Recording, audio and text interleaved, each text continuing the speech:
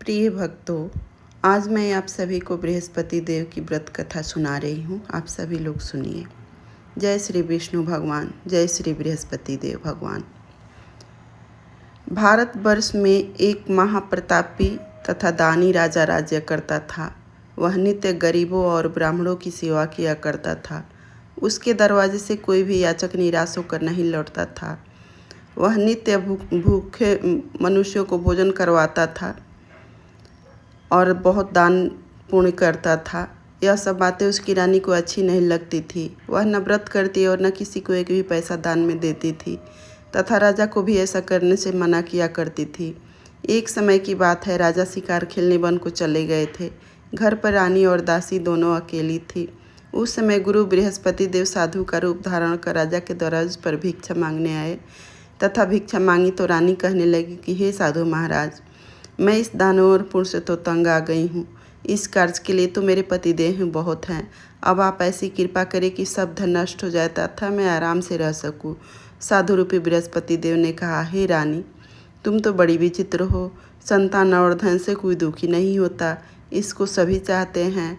पापी भी पुत्र और धन की इच्छा करता है। अगर तुम्हारे पास धन अधिक है तो भूखे मनुष्यों को भोजन कराओ, प्याऊ लगवाओ, ब्राह्मणों को दान दो, कुआं, तालाब, बावड़ी, बाग बगीचे आदि का निर्माण कराओ तथा निर्धनों की कुंवारी कन्याओं का विवाह कराओ।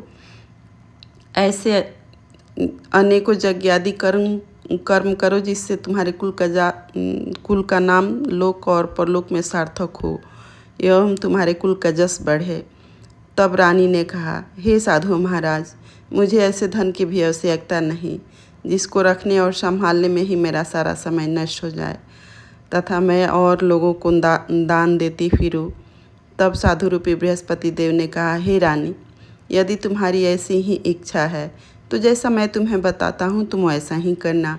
बृहस्पतिवार के दिन घर आंगन को गोबर से लीपना, अपने केसों को पीली मिट्टी से धोना, केसों को धोते समय स्नान करना, राजा से कहना वह हाजा मत करवाएं, भोजन में मांस मदिरा खाना, कपड़ा धोबी के यहाँ धुलने देना। इस प्रकार अगर 7 बृहस्पतिवार तुम करोगी तो तुम्हारा सब धन संपत्ति नष्ट हो जाएगा। ऐसा कहकर साधु महाराज रूपी बृहस्पति देव अंतर ध्यान हो गए। रानी ने साधु के बताए अनुसार करने का मन में सोच लिया। वैसा करते हुए 3 बृहस्पति भारी बीते थे कि उसकी समस्त धन संपत्ति नष्ट हो गई। दोनों समय परिवार भोजन के लिए तरसने लगा तथा संसारिक भोगों से दुखी होकर रहने लगा। तब राजा ने व्याकुल होकर रानी से कहा कि हे रानी, तुम यहाँ पर रहो, मैं दूसरे देश को जाता हूँ। क्योंकि यहाँ पर मुझे सभी मनुष्य जानते हैं, इसलिए मैं यहाँ कोई काम धंधा नहीं कर सकूँगा। मैं अब प्रदेश जा रहा हूँ, वहाँ कोई छोटा मोटा काम करूँगा, शायद हमारे भाग्य बदल जाए। ऐसा कहकर राजा प्रदेश चला गया। वह वहाँ जंगल से लकड़ी काट कर लाता और शहर में बेचता और इस तरह से अपने दुखी जीवन को व्यतीत करने लगा। इधर राजा के जाने के बाद रानी और दासी घर में उदास रहने लगी थी। किसी दिन भोजन मिलता और किसी दिन जल पीकर ही रह जाती थी। एक समय की बात है, रानी और दासी को 7 रोज बिना भोजन के व्यतीत करना पड़ा। तो रानी ने अपनी दासी से कहा कि हे दासी, यहाँ पासी के नगर में मेरी बहन रहती है, वह बड़ी धनवान है। तो उसके पास जा और वहाँ से 5 सर्वेझर मांग कर लिया, जिससे कुछ समय के लिए गुजर हो जाएगा। रानी की बात मानकर दासी उसकी बहन के पास गई। रानी की बहन उस समय पूजा कर रही थी, क्योंकि उस रोज़ बृहस्पति वार का दिन था। दासी ने रानी की बहन को देखा तो उससे बोली, हे रानी बहन, मुझे आपकी बहन ने भेजा है, मुझे 5 सर्वेझर दे दो। यह बात दासी ने अनेक बार कही, परंतु रानी की बहन ने कोई उत्तर नहीं दिया, क्योंकि वह बृहस्पतिवार की कथा सुन रही थी। जब दासी को रानी की बहन से कोई उत्तर नहीं मिला तो वह बहुत दुखी हुई और उससे क्रोध भी आया और लौटकर अपनी रानी के पास आकर बोली, हे रानी, तुम्हारी बहन तो बहुत ही बड़ी घमंडी है, वह छोटे लोगों से बात भी नहीं करती, इसलिए मैंने उससे कहा तो उसने कोई उत्तर नहीं दिया, मैं वापस चली आई। तब रानी बोली, हे दासी, इसमें उसका कोई दोष नहीं है। जब बुरे दिन आते हैं तब कोई सहारा नहीं देता। अच्छे बुरे का पता विपत्ति में ही लगता है। जो ईश्वर की इच्छा होगी वही होगा। यह सब हमारे भाग्य का दोष है। उधर रानी की बहन ने सोचा कि मेरी बहन की दासी आई थी, परंतु मैं उससे नहीं बोली। इसलिए वो पूजा पाठ को समाप्त कर वह अपनी सीधे बहन के पास आई और बहन के पास आकर बोली, हे बहन, तुम्हारी दासी हमारे घर गई थी, परंतु जब तक कथा होती है तब तक न हम लोग उठते हैं न बोलते हैं, इसलिए मैं नहीं बोली। कहो दासी क्यों गई थी? तब रानी बोली, हे बहन, वैसे तुमसे कोई बात छिपी नहीं है, इस कारण मैंने तुम्हारे पास दासी को 5 रुपये लेने के लिए भेजा था। वो अपने घर की दुखी पिछले 7 दिनों से भूखे रहने की सारी व्यथा अपनी बहन से कह सुनाई। तब उसकी बहन ने कहा, हे बहन, तुम किसी प्रकार की चिंता मत करो। देखो, बृहस्पति भगवान सबकी मनोकामना पूर्ण करते हैं। देखो, शायद तुम्हारे घर में अनाज रखा हो। तब बहन के कहने पे दासी और रानी घर के अंदर गई तो वहाँ उसे घड़ा बेझर का भरा मिल गया। तब तो रानी को बहुत खुशी हुई, क्योंकि उसने एक एक बर्तन देख लिया था। अन्न का कोई एक दाना भी घर में नहीं था। दासी और रानी को अचानक घड़ा बेझर सा भरा मिला तो बहुत खुशी हुई, खुशी का ठिकाना न रहा। तब दासी ने कहा, हे रानी, देखो, ऐसे हमको जब अन्न नहीं मिलता तो हम रोज़ ही व्रत करते हैं। अगर इनसे व्रत की विधि और कथा पूछ ली जाए तो उसे हम भी किया करेंगे। तब दासी के कहने पर रानी ने अपने बहन से बृहस्पति देव भगवान के व्रत के बारे में पूछा। तब उसकी बहन ने बताया, हे बहन, बृहस्पतिवार के दिन सूर्योदय से पूर्व उठकर स्नान करके बृहस्पतिवार का व्रत करना चाहिए, लेकिन उस दिन सिर नहीं धोना चाहिए। बृहस्पतिवार के व्रत में चने की दाल व मुनाका से विष्णु भगवान के केले की वृक्ष की जड़ में पूजन करें तथा दीपक जलावें। उस दिन भोजन एक ही समय करें। भोजन पीले खाद्य पदार्थ का करें तथा बृहस्पतिवार का कथा कहें और सुने, दूसरों को सुनाएं। ऐसा करने से बृहस्पति देव भगवान प्रसन्न होते हैं, अन्न पुत्र धन देते हैं तथा सभी मनोकामनाएं पूर्ण करते हैं। रानी की बहन व्रत और पूजन की विधि बताकर अपने घर लौट गई। रानी के जाने के बाद दासी और रानी दोनों आपस में विचार किया कि हम लोग भी यह व्रत अवश्य करेंगे। 7 दिन के बाद जब बृहस्पतिवार का दिन आया तो रानी और दासी ने व्रत रखा। घुड़साल में जाकर चना और गुड़ बीन लाई तथा उसकी दाल से केले की जड़ तथा विष्णु भगवान का पूजन किया। परंतु अब पीला भोजन कहाँ से आवे? दोनों बड़ी दुखी हुई, किंतु उन्होंने व्रत रखा था, इसलिए बृहस्पति देव भगवान बहुत प्रसन्न थे। वे एक साधारण व्यक्ति के रूप में 2 थालों में सुंदर पीला भोजन लेकर आए और दासी को देकर बोले, हे दासी, यह भोजन तुम्हारे और रानी के लिए है, तुम दोनों भोजन करना।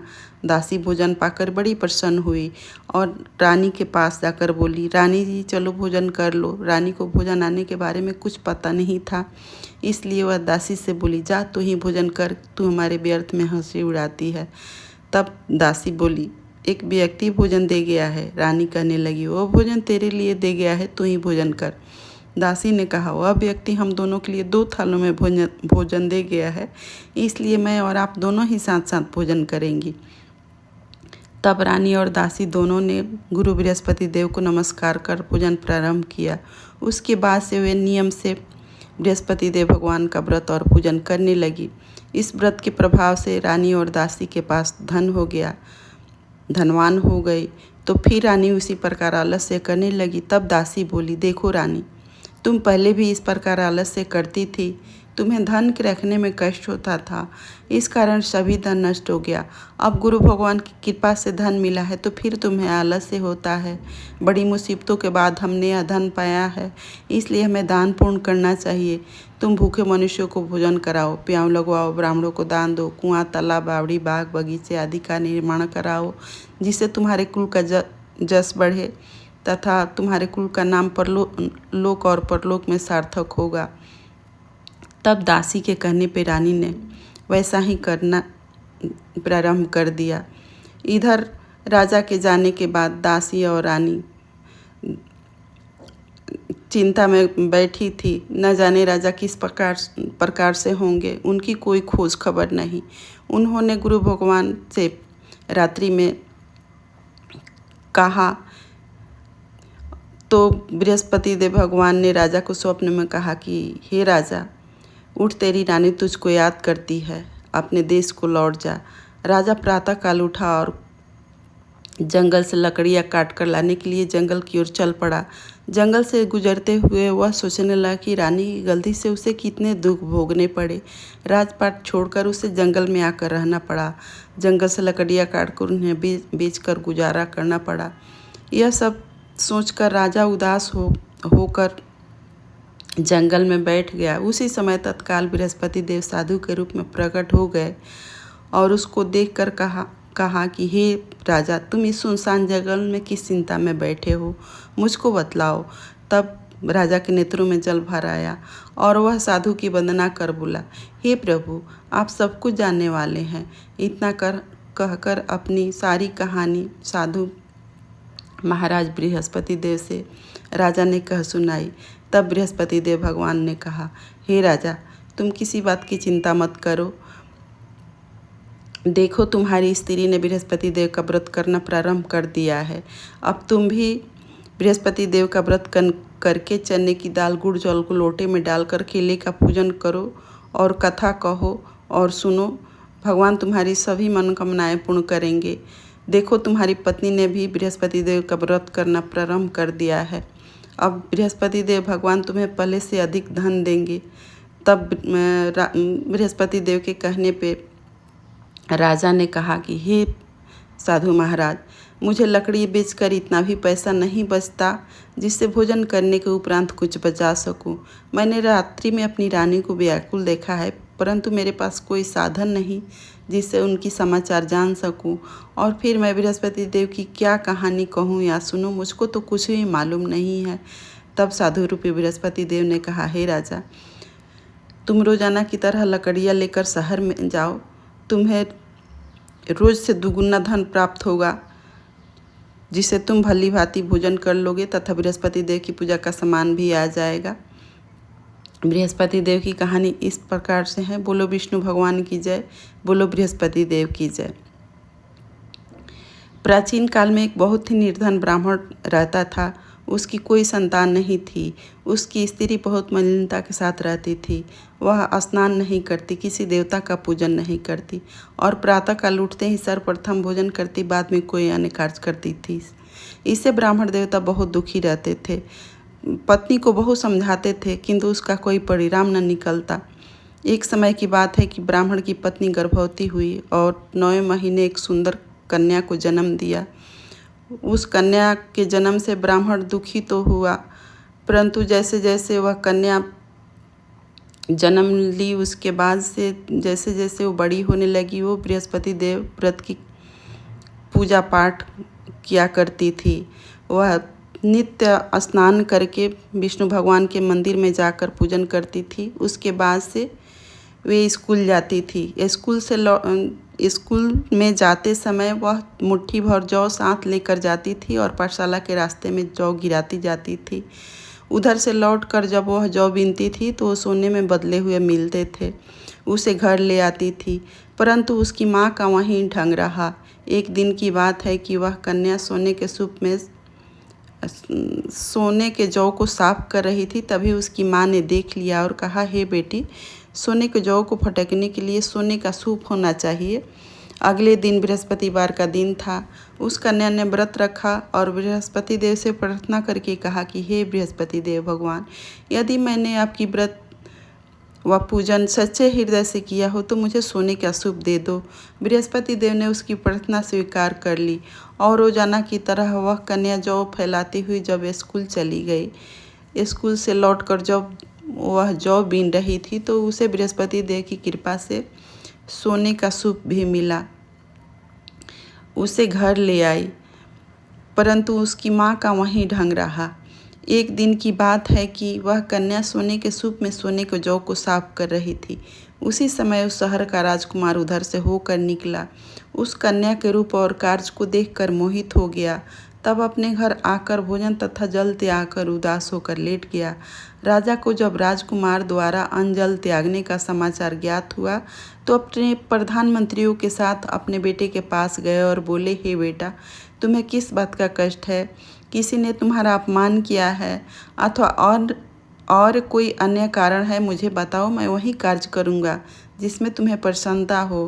तब पिता की राजकुमार ने जब बातें सुनी तो बोला, हे पिताजी, मुझे आपकी कृपा से किसी बात का दुख नहीं है, किसी ने मेरा अपमान नहीं किया है, परंतु मैं उस लड़की के साथ विवाह करना चाहता हूँ जो सोने के सूप में सोने के जौ को साफ कर रही थी। यह सुनकर राजा आश्चर्य में पड़ गया और बोला, हे बेटा, इस तरह की कन्या का पता तुम ही लगवाओ, मैं तुम्हारा विवाह उससे अवश्य ही करवा दूंगा। तब राजकुमार ने उस लड़की के घर का पता बतलाया। तब राजा के मंत्री ब्राह्मण देवता के पास गए और जाकर राजा का आदेश सुनाया। तब ब्राह्मण देवता अपनी पुत्री का विवाह राजकुमार के साथ करने के लिए तैयार हो गए तथा विधि विधान के अनुसार ब्राह्मण की कन्या का विवाह राजकुमार के साथ संपन्न हो गया। कन्या के घर से जाते ही पहले की भांति उस ब्राह्मण देवता के घर में गरीबी का निवास हो गया। अब भोजन के लिए भी अन्न बड़ी मुश्किल से मिलता था। एक दिन ब्राह्मण दुखी होकर अपनी पुत्री के पास मिलने राजमहल पहुँचे। पुत्री ने अपने पिता की दुखी अवस्था को देखा और अपनी माँ का हाल पूछा। ब्राह्मण ने सभी हाल कहा। कन्या ने बहुत सा धन देकर अपने पिता को विदा कर दिया। उस धन से ब्राह्मण का कुछ समय सुखपूर्वक व्यतीत हुआ। कुछ समय बाद फिर वही हाल हो गया। ब्राह्मण फिर दोबारा अपनी पुत्री के पास गया तो पुत्री ने अपनी माँ का समाचार पूछा। ब्राह्मण ने सभी हाल कहा। तब पुत्री बोली, हे पिताजी, आप माताजी को मेरे यहाँ लिया लाओ, मैं उन्हें विधि बता दूंगी जिससे गरीबी दूर हो जाए। उसके बाद ब्राह्मण देवता अपने घर आए और पत्नी को साथ लेकर पुत्री के पास राजमहल पहुंच गए। तब पुत्री अपनी माँ को समझाने लगी कि हे माँ, तुम प्रातःकाल उठकर प्रथम स्नान आदि करके भगवान विष्णु का पूजन करो तो सब दरिद्रता दूर हो जाएगी। परंतु उसकी माँ ने उसकी एक भी बात नहीं मानी और प्रातःकाल उठकर अपनी पुत्री का बचा जूठन खा लेती थी और पूजा के समय बोल देती थी कि मैं तो भोजन कर चुकी हूँ। एक रात उसकी पुत्री को बहुत गुस्सा आया और एक रात कोठरी से सारा सामान निकाल दिया और अपनी माँ को रात भर के लिए उसमें बंद कर दिया। प्रातःकाल उसमें से निकाला तथा स्नान आदि करा के पूजा पाठ करवाया तो उसकी माँ की बुद्धि ठीक हो गई और फिर वह नियम से बृहस्पति देव का व्रत व पूजन करने लगी। इस व्रत के प्रभाव से उसकी माँ भी धनवान तथा पुत्रवती हो गई और गुरु बृहस्पति देव की प्रभाव से वह ब्राह्मण और ब्राह्मणी इस लोक के सुख को भोग कर विष्णु धाम को चले गए। इस तरह की कहानी कहकर साधु देवता वहाँ से लोप हो गए। धीरे धीरे समय व्यतीत होने पर फिर वहीं बृहस्पतिवार का दिन आया। राजा जंगल से लकड़ी काट कर उसे शहर में बेचने गया। उस दिन अन्य दिनों से अधिक धन मिला। राजा ने उस पैसे से चना और गुड़ खरीद कर लाई और बृहस्पति देव का व्रत किया, पूजा कथा किया और वह प्रसाद सभी लोगों में बांटा। इससे गुरु बृहस्पति देव राजा पर बहुत प्रसन्न हुए। परंतु जब दोबारा अगला बृहस्पतिवार का दिन आया तो वह राजा व्रत करना भूल गया। इस कारण बृहस्पति देव भगवान नाराज हो गए। उस दिन नगर के राजा ने विशाल यज्ञ का आयोजन किया तथा अपने समस्त राज्यों में घोषणा करवा दी कि कोई भी मनुष्य अपने घर भोजन न बनावे, न आग जलावे, समस्त नागरिक मेरे यहाँ भोजन करने आवे। इस आज्ञा को जो न मानेगा उसके लिए फांसी की सजा दी जाएगी। इस तरह की घोषणा संपूर्ण नगर में करवा दी गई। राजा की आज्ञा अनुसार राज्य के सभी वासी राजा के भोज में सम्मिलित हुए, लेकिन लकड़हारा कुछ देर से पहुंचा, इसलिए राजा उसको अपने घर लिया गया और ले जाकर भोजन करा रहे थे तो रानी की दृष्टि खूंटी पर पड़ी जिस पर उसका हार लटका हुआ था।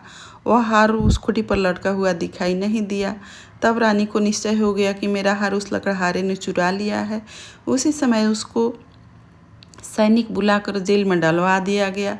जब राजा जेल खाने में पड़ गया तो बहुत दुखी होकर विचार करने लगा कि न जाने कौन से पूर्व जन्म के कर्म से मुझे यह दुख प्राप्त हुआ है, और उसी साधु को याद करने लगा जो जंगल में मिला था। उस समय तत्काल बृहस्पति देव साधु के रूप में प्रकट हो गए और उसकी दशा देखकर कहने लगे कि अरे मूर्ख, तूने बृहस्पति देवता की कथा नहीं कही, इसी कारण तुझे दुख प्राप्त हुआ है। अब तू चिंता मत कर, अगले बृहस्पतिवार के दिन जेल खाने के दरवाजे पर तुझे 4 पैसे पड़े हुए मिलेंगे। उसे तू बृहस्पति देव की पूजा का सामान मंगवाकर कथा कहना और प्रसाद बांटना, इससे तुम्हारा सभी कष्ट दूर हो जाएगा। अगले बृहस्पतिवार के दिन जेल के दरवाजे पर राजा को 4 पैसा मिला। उसे चना और गुड़ मंगवाकर कथा कही और प्रसाद बांटा। उसी रात्रि को बृहस्पति देव भगवान ने राजा से स्वप्न में कहा कि हे राजा, तूने जिस आदमी को जेल खाने में बंद कर दिया है वह निर्दोष है, वह राजा है, रानी के हार उस खूंटी पर लटका हुआ है। अगर तू ऐसा नहीं करेगा राजा को छोड़ देना, अगर तू ऐसा नहीं करेगा तो मैं तेरे राज को नष्ट कर दूंगा। राजा निर्दोष है, उसे छोड़ दो, नहीं तो मैं तेरे सभी राज्यपाट को नष्ट कर दूंगा। इस तरह रात्रि को स्वप्न को देख राजा प्रातः काल उठा और खूंटी पर हार टंगा देखकर लकड़हारे को बुलाकर क्षमा मांगी तथा राजा के योग्य सुंदर वस्त्र आभूषण भेंट कर उसे विदा किया। गुरुदेव की आज्ञा अनुसार राजा अपने नगर को चल दिया। राजा जब नगर के निकट पहुंचा तो उसे बड़ा आश्चर्य हुआ। नगर में पहले से अधिक बाग, तालाब, कुएं तथा बहुत से धर्मशालाएं, मंदिर आदि बने हुए थे। राजा ने देखा और पूछा, यह सब किसका बाग और धर्मशाला है? तब नगर के सभी लोग कहने लगे, यह सब रानी और दासी द्वारा बनवाए गए हैं। तब राजा को आश्चर्य भी हुआ और गुस्सा भी आ गया। जब रानी ने यह खबर सुनी कि राजा आ रहे हैं तो उसने अपनी दासी से कहा कि हे दासी, देख राजा हमको कितनी बुरी हालत में छोड़ गए थे, वह हमारी ऐसी हालत देख लौट न जाए, इसलिए तू दरवाजे पर खड़ी हो जा। रानी की आज्ञा अनुसार दासी दरवाजे पर खड़ी हो गई और जब राजा आए तो उन्हें अपने साथ महल में लिया लाई। तब राजा ने क्रोध करके अपनी तलवार निकाली और पूछने लगा, क्या बतलाओ कि यह धन तुम्हें कैसे प्राप्त हुआ है? तब रानी ने कहा, यह सब धन बृहस्पति देव के व्रत के प्रभाव से प्राप्त हुआ है।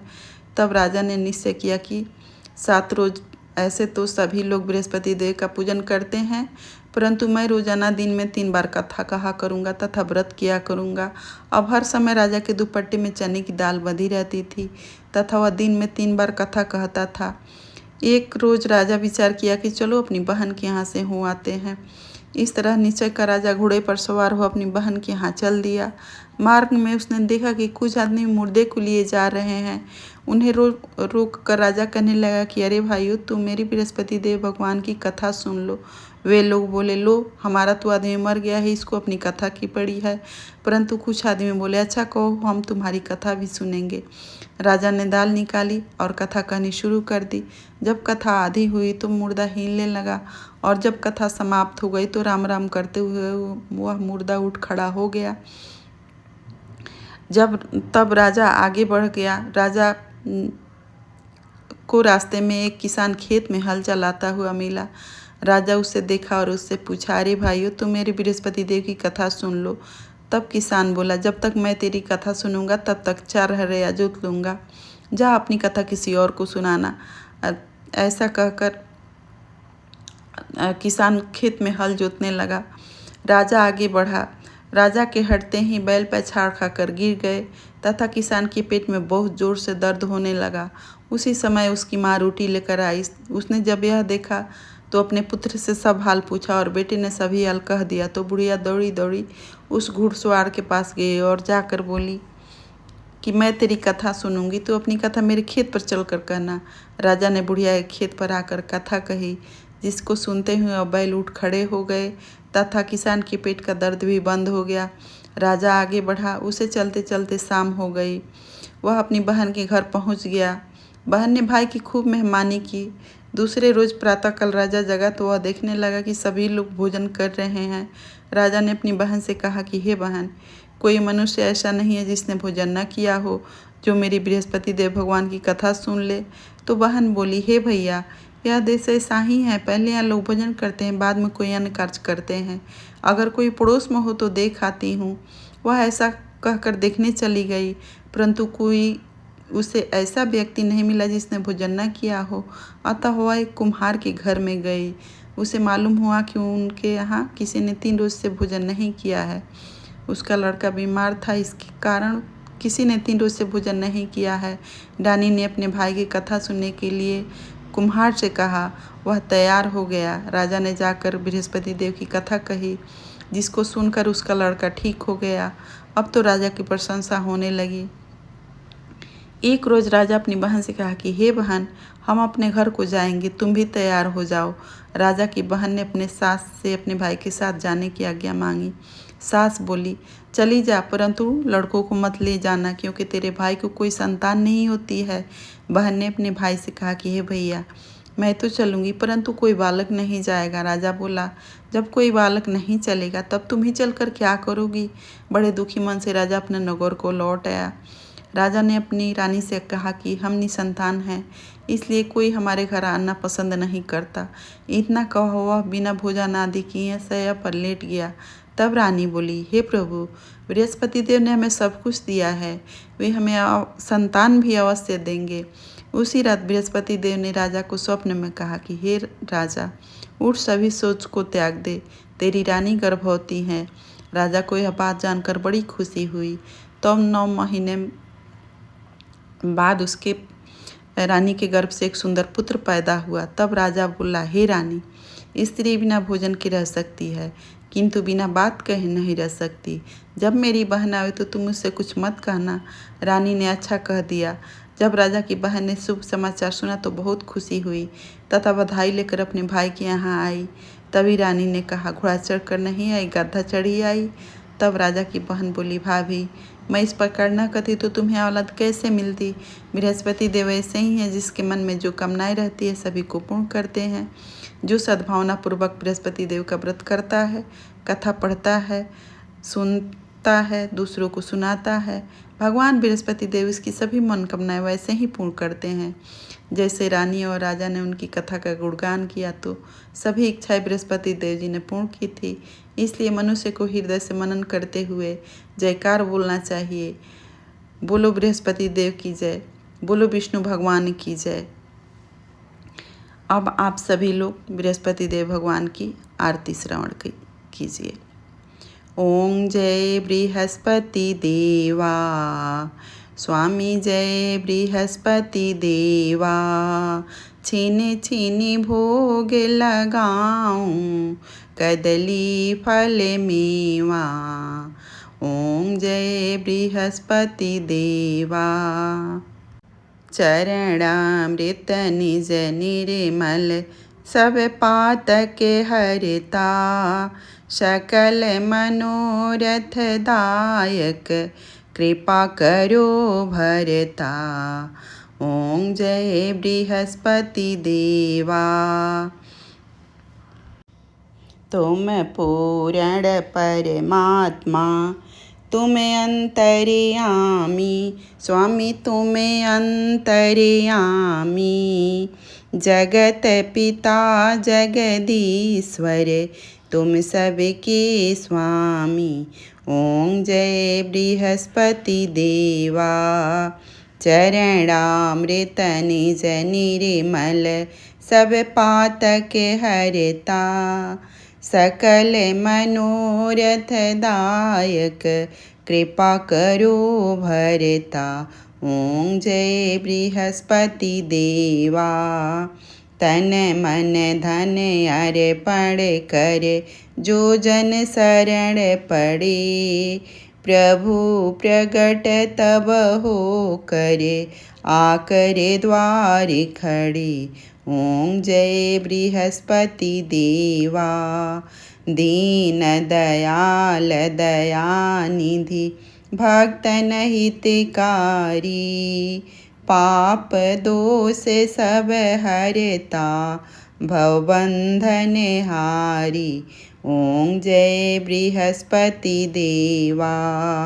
सकल मनोरथ दायक सब संशय तारी।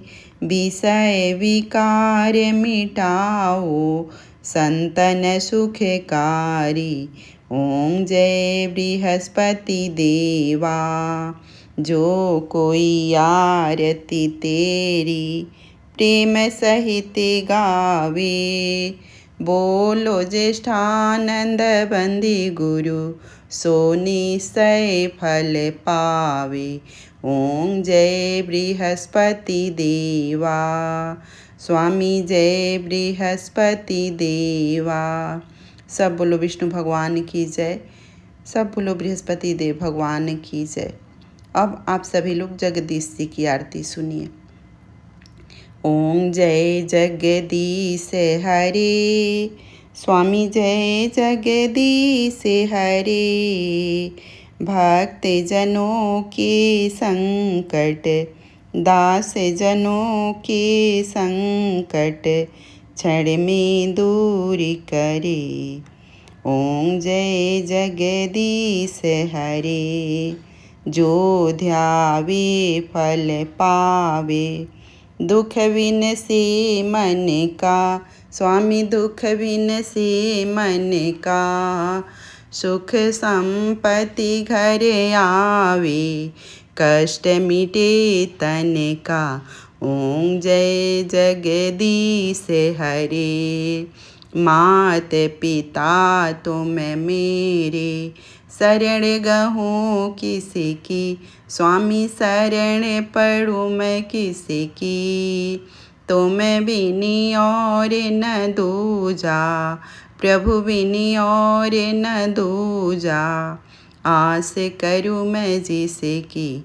ओम जय जगदीश हरे। तुम हो पूर्ण परमात्मा तुम अंतर्यामी। पार ब्रह्म परमेश्वर जगत पिता जगदीश्वर। तुम सबके स्वामी। ओम जय जगदीश हरे। तुम करुणा की सागर तुम पालन करता। मैं मूर्ख खल कामी मैं सेवक तुम स्वामी। कृपा करो भरता। ओम जय जगदीश हरे। तुम हो एक अगोचर सबके प्राणपति। स्वामी सबके जगत पति। किस विधि मिलूं दया मैं तुमको मैं कुमति। ओम जय जगदीश हरे। दीन बंधु दुख हरता तुम ठाकुर मेरे। स्वामी तुम रक्षक मेरे। अपने हाथ उठाओ अपनी शरण लगाओ। द्वार पड़ी मैं तेरे। ओम जय जगदीश हरे। विषय विकार मिटाओ पाप हरो देवा। स्वामी कष्ट हरो देवा। स्वामी संकट हरो देवा। श्रद्धा भक्ति बढ़ाओ संतन की सेवा। ओम जय जगदीश हरे। तन मन धन अर्पण कर सब कुछ है तेरा। स्वामी सब कुछ है तेरा। तेरा तुझको अर्पण प्रभु जी का प्रभु को समर्पण। क्या लागे मेरा। ओम जय जगदीश हरे। ओम जय जगदीश हरे। स्वामी जय जगदीश हरे। भक्त जनों के संकट दास जनों के संकट क्षण में दूरी करे। ओम जय जगदीश हरे। प्रेम से बोलो विष्णु भगवान की जय। प्रेम से बोलो बृहस्पति देव भगवान की जय। समस्त देवी देवता गण की जय। अगर मेरा ये कथा आप सभी को पसंद आए तो मेरे वीडियो को लाइक और कमेंट में जय श्री बृहस्पति देव भगवान ज़रूर लिखिएगा और मेरे चैनल को भी सब्सक्राइब कर लीजिएगा। ऐसे कथा भजन आरती मैं फिर अगले वीडियो में लेके आऊँगी आप सभी के लिए। तब